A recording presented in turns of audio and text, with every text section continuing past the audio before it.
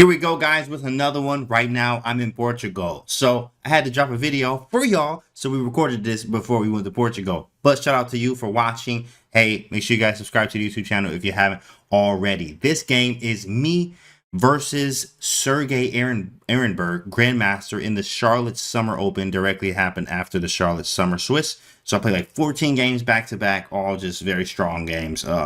Playing very strong players. So here, I played Sergey Ehrenberg. This was round 2, I think, of this tournament. I played white, and this one is called Mixed Up the Prep.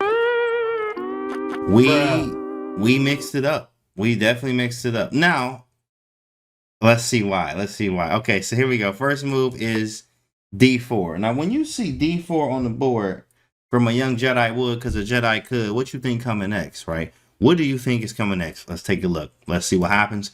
D5 happens. He goes D5. After D5, well, here we go. Y'all ready for this? This is what we hit him with. We hit him with Knight to C3.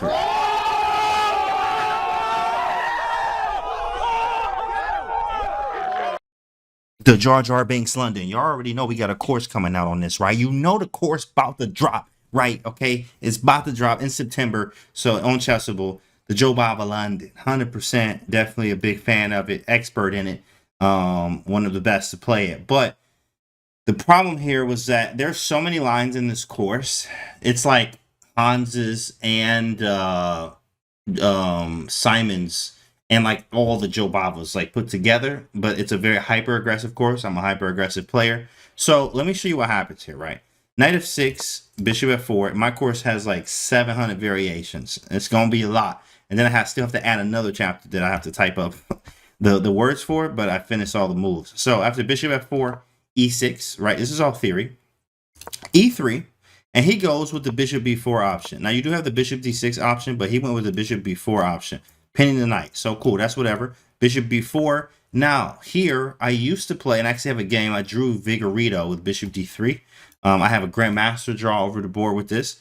First time I played this, I beat an international master, Jobava, that is, Jobava London. When first time I played it, I beat an international master, beating strong FM. Like, this is a very fun opening for me, really love it. So, and I have my course dropping too as well. So I know everything in it. So bishop d3 is the move I used to play, but there's some stuff I don't like with c5, knight d7, and like, you know, there's some lines that are tricks involved there, but here, I found that knight e2 is a nice move. Also, h4 is a move by the engine, but knight to e2, we just want to take back with the knight. This is all theory, especially in the course coming up too as well. He castles, right? Still following theory. I'm blitzing moves out. a3. He goes bishop e7. Now, there's a difference here. There's bishop d6 and there's bishop e7, right? Now, let me tell you one thing. On bishop d6, in the course, it's so cool, guys. It's an amazing move. What do you think we recommend in the course after the bishop d6 move? Bishop d6, what do you think we play with white? Go ahead. Spend your time giving you a little insight to the course here. Of course, what do you think we would play after bishop to d6? White pieces. Pause video if you need to. Where do we go? The move that I discovered here, which is totally fine, actually, is rook to g1. Bro. Wow, our idea here is g4, g5, and there's differences with the bishop still being on f4. We can take on d6 if we need to sometimes and plant the knight on f4. So this is important. This is very important. So let's go back. Right? He went bishop e7. After bishop e7, the move that you're not supposed to play here is rook to g1. Bruh. Yep. And you know, when I played it all smooth too. Like, I just grabbed the rook and like hit the clock. Like, I was, you know, rook g1. Then I was like, oh shoot, I done mixed up the theory. Like, I done somehow mixed up the theory, bro. I was hurt, bro. I was like, dang, well, we out here. We deep in this one. We just gonna have to do what we gonna have to do. So rook to g1, it's just different. He has too many possibilities already. One of them already being, you know, c5. right? Which in the other line with the bishop on d6, we can actually take on d6, take on c5 at some point, but take on d6, play knight f4. It's just different. It's different, right? So with the bishop on e7, I'm not supposed to play rook g1. In fact, what I'm supposed to play after bishop e7 is knight to g3. This is what I give in the course. Knight g3 to go bishop d3, and then we play e4 at some point. It gets very wild because they try to play e5. We end up taking, like, there's some lines where we go bishop g5, we take, we play e4. Like, there's a lot of stuff here, and I'm supposed to just play bishop d3, right? Knight g3 is the move, but I was so hyped to get Jar Jar Binks on the board, play the Jobava against a strong GM here. I'm like, let's go, right? You know, so I go rook g1. So I'm already wrong. I'm like, well, we here now. Perfect. After c5, I just play queen d2 because I'm like, you know what? Since we in this, we just gonna have to do what we gonna have to do. I'm just gonna get out of here, bro. I was gonna castle queenside. He plays knight c6. I go g4. That's why we put the rook on g1 to go g4. So pretty easy.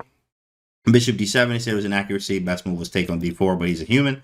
So I go knight g3. I'm just setting up. At this point, it's just go for the king because I definitely mixed this up, this theory, and so I need to like castle queenside and get out of here.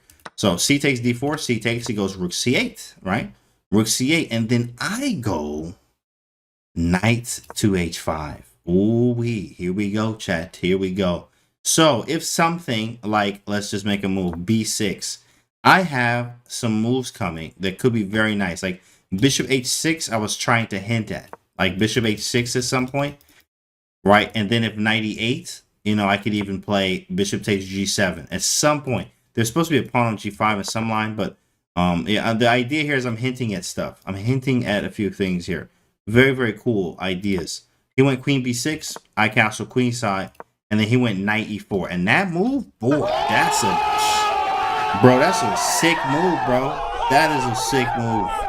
That is a very sick move. Oh, yeah, this is where it works now. Yeah, if he plays something like knight a5 right now, this is where I think I could play something like bishop h6 at some point, which could very well be a move at some point. You know, I have to be careful. But the real idea, and this is how crazy Jobava's can be, is he can go knight e4 right now. And if you take this, then knight to b3. That's the whole idea of knight a5.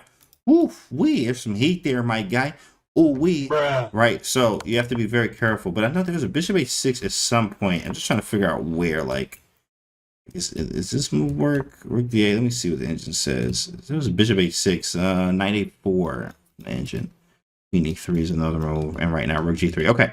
All right. So, but queen b6, I castle queenside. He goes knight e4. I thought this was really, really strong. Okay, so takes. And then the problem here is if I try my bishop h6 move, he has so many moves he can play. He can just do something else. Like, just do something else. I mean, knight a5 was a huge one with knight b3. Right, and then if king b1, he could go bishop a4 and hit this pawn. It's just very annoying, you know, and he could take, like, there's takes, there's bishop a3s. There's just too many pieces, so it doesn't work. It doesn't work. I can't even sack either. So really, being out of prep and like messing up something in the opening could be detrimental way down the line. And that's what we're seeing here. I go rook g3. The idea here is to stop knight b3 from happening because this is a, you know, this is a real threat. Knight a5 threatens knight b3 check. So I need to be ready. So rook g3. He goes knight a5 anyway. He's like, all right, I'll take the exchange. I go king b1, and this is where he really, right now, believe it or not, is equal. They prefer black by 0.3, but I mean, like, when you play on move 1, before you even make a move, they prefer white by like 0.2. And you didn't even make a move yet, right? So it is equal, actually, from a practical standpoint, but the engine does like black's by like almost half a pawn here. So, okay, it is what it is, right? I go king b1. He goes bishop b5, which I thought was a very strong move. Bishop b5 was pretty nice. The idea here is to get rid of the bishop that controls the c4 square. If we get a knight to c4, and then we allow knight takes a3 to happen, takes, it opens up the game. Bishop d3 is coming in. There's a check. There's a rook c2. Bro, what? Like, who's having fun in this Jobava? It's like, usually it's supposed to be us, but definitely black right now. So I go bishop e2 because I want to be able to take with the queen, right? And then still be able to hold this, and knight c4 don't be a tempo. So if bishop takes, queen takes, there is no tempo on knight c4, which means I can play something by even like rook to b3. But let me tell you what happens. Bishop e2, he goes rook after d8. I thought this was very GM-like. Just put the pieces all like right here. Pretty cool stuff, right? I go g5 because I'm like, I got to do something. He takes on e2. I take back, right? And then he goes g6. And I'm like, here is my chance. Here is my chance, guys. But now it's your chance. It's white to move. What do we do in this position? White to move. What do we do in this position? Where do we go, chat? Where do we go? White to move. And I'm going to tell you what I played. Tell you what I played here, guys. Okay, so now you have a few moves. You have knight f6. Believe it or not, you could take on e4, which I just didn't even see at all. Engine's like, yeah, takes, and play g6 and sack everything. I'm like, what the heck is this, bro? Like, this is crazy. And like, this actually works because you get mated here. Like, that's some sick stuff. But if they take with the h pawn, it's like different. Like, it's not a draw. King here, they go king f8 because like the f file is blocked. King f8, bishop h6, king e8. Rook g8, king d7, and this is, bro, this is just dank. Like, what is going on right now? d5 if he takes, d takes, king c e8. No, there's a check here, so king back to e.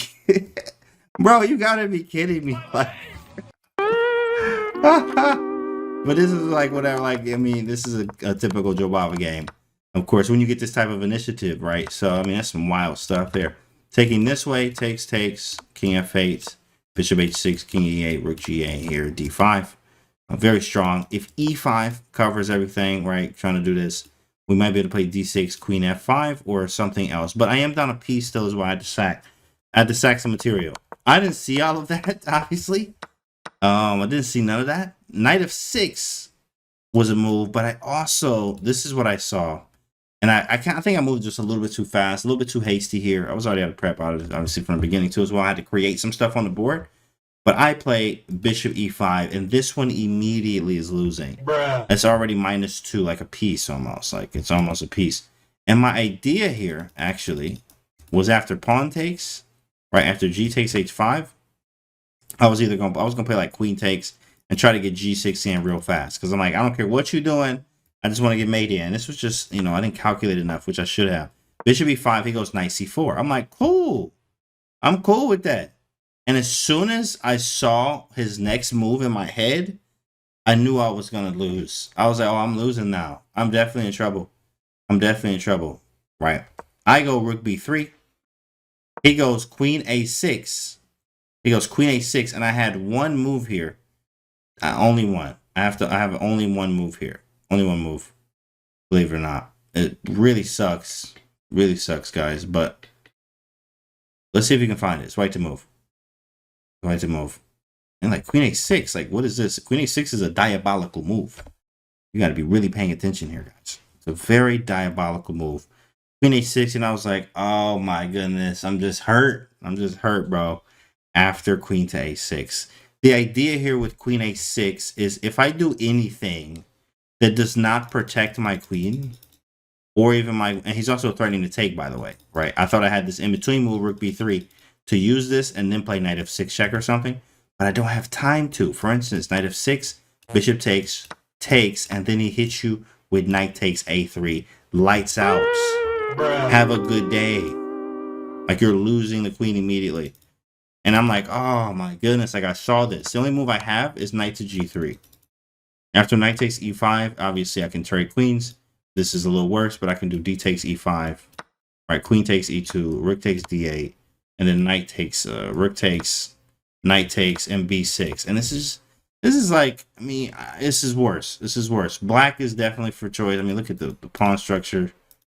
For me, it's just not the greatest. His rook is not the greatest. He has, I mean, second rank. Like, I'm in trouble. I'm in trouble here. So bishop e5 was too ambitious. Too ambitious. So I actually just like, I just went queen g4. Whatever. You know what? I'm already all the way in. Let's just try to make something happen. But this is just losing. Takes. Then he takes again. He took the pieces that were around his king. And takes, and I'm just down a bishop now. So, I mean, I just fought on. Fought on, trying to make it work. Obviously, I didn't have any hope. And I'm like, I had a little hope here. Because I'm like, you know, hey, I got pawns. I am down a piece, but I got some pawns. So, I had a little bit of hope. And this actually went on for a long time. Actually went on for a very long time, actually, after this. There's like, I mean, this went on for like, dang, shoot, another 20-something moves. So I tried to make it work. Here, you know, it's almost equal, but almost, I mean, I'm playing it. hard here. I actually had to find, you had to take rook h1 and then take on b5. Let him take, play rook a5. Let him take the other one and then take this one. But yeah, even then, I'm still just, I guess I have the extra. Yeah, that probably would have been it, but that would have been a long game too. I was also running out of time. King f3, king g4, take. He's just winning now. He's winning. He was already winning. Yep. I moved the rook around. And I ended up losing. I was out of prep early in the game. Losing the Jobava game here. So that's tough. All this is theory. 92. Rook g1 is not the right move. And I played too quickly here. I should have just played knight g3. Bishop d6 is rook to g1. All right. Bishop d6 is rook g1 because if knight g3, you want to be able to like take back with the knight. The knight helps with the attack with g4, g5. But on bishop e7, like, I mean, there's no going here anyway, so you need to reroute it, put the bishop on d3. I learned, I was out of prep. Of course, hopefully you guys can learn as well. Of course, it's coming out in September. There's another one. I'm in Portugal, killing it right now. So I'll see you guys on the next video. Appreciate it. Make sure you guys subscribe, and we'll see you next time.